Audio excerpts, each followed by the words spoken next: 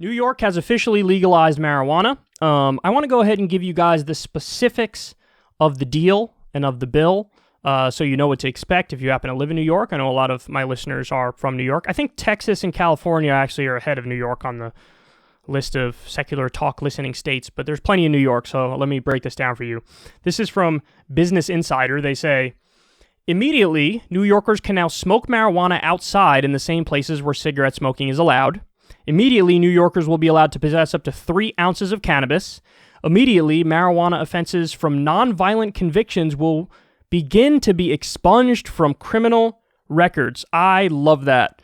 Soon, a new regulatory body will be chosen to oversee cannabis in New York. Soon, New York's medical program will expand. Soon, New York adults will be allowed to grow cannabis plants at home. By the end of 2021, localities can opt out of allowing cannabis businesses, but not legalization. That I'm actually against. I think they should be allowed to build a business wherever they want, but again, I mean, zoning is a thing, so they're just zoning a little more strictly. Sometime in 2022, you can go to a store to buy a gummy or pre-roll. Sometime in 2022, New Yorkers will be allowed to partake in cannabis at consumption lounges and have weed delivered to their homes. So, guys, listen, this is awesome, and I think it needs to be said now, with California and New York now both legalizing weed, it's only a matter of time until it's legal at the federal level. You can't lose California, you can't lose New York. They're economic powerhouses. There's millions and millions of people in both those states. They're just tremendous states. If you lose California and New York, and they've legalized weed, it's tick-tock at the federal level. And I've never been more certain of that than now. I think there's 15 states that have now legalized recreational weed.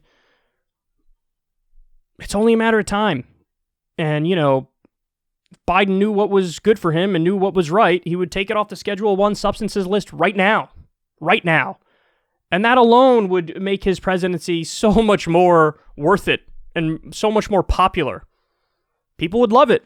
You know, the polls are overwhelming. It's over 60% of the country that wants to legalize it. And that number's only going in one direction, dog. It's only going in one direction. So, I mean, it's just phenomenal. You also have tremendous economic upsides. Tremendous economic upsides from this. So you're going to have tens of thousands or even hundreds of thousands of jobs created in this industry. Some people are speculating that's the whole purpose because during COVID you have the downturn and, you know, you want to find a way to ameliorate the economic woes and ills out there. That could be part of it, but honestly, I think the real reason is that Cuomo was open to this deal because he's trying to make up for his 817 scandals. So from killing grandma and grandpa by allowing COVID-positive people back into nursing homes, or a whole bunch of women came out and said, yeah, he was sexual harasser and what have you. And so I think he's just trying to distract from all the scandals. And what's the best thing to do to distract from all the scandals? Do something good. Do something that's going to be overwhelmingly popular. See, I did the thing that everybody likes, so get off my ass about the other stuff, huh? So I think that's one of the main reasons why it's happening. But this is great. This is a great day for liberty, great day for freedom. I honestly didn't think New York was going to legalize it for a while.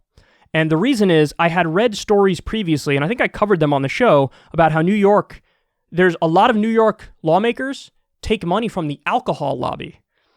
A lot of people don't know this, but in New York, did you know that for a long time, still might be the case, you can't buy wine at the grocery store? Probably like, what? Yes, the way the laws worked, wine needed to be purchased at a wine store. And I think that was because the alcohol lobby paid the politicians, and the politicians protected that business, the business of separate wine stores. And so I remember when I was a kid, if my mom wanted wine, you know, you go to the grocery store and get your groceries, and then it's like you can't get wine there, you got to go to the wine store. Separate. And so the alcohol lobby really had a stranglehold on New York politicians, and so I didn't think it was going to come for a while, but apparently we've gotten to the point now where they're going to legalize marijuana. They have legalized marijuana, and that makes me really happy, man. Now, I am not, everybody knows, I'm not a big fan of marijuana. I'm not, it's true. I get paranoid most of the time I've had it in my life. I've gotten paranoid. Probably 60% of the times I smoked, I feel like I was paranoid. 40% was an enjoyable experience. But I have tried CBD, and I kind of like that. I have tried CBD with a little bit of THC, and it put me to sleep. It was lovely. I liked it. So maybe I will try. You know, what Rogan told me when I did one of my podcasts with him is he said, my problem was I probably just had way too much. He says all you need, especially if you're not really a big smoker, is take 1 hit or 2 hits. That's it. That's it. And so maybe that is the way. Maybe I'll get some weed, take 1 hit or 2 hits, see how it makes me feel. And maybe your boy will get into that. We'll see. But great day for freedom, great day for liberty, great day for justice, expunging the records of the nonviolent drug offenders. We need to do this at the federal level. It is so necessary. It is so worth it. It has amazing upsides for personal freedom and amazing upsides for criminal justice and the economy. I see nothing but positives here, man. Just legalize, tax, and regulate it, and everybody's happy.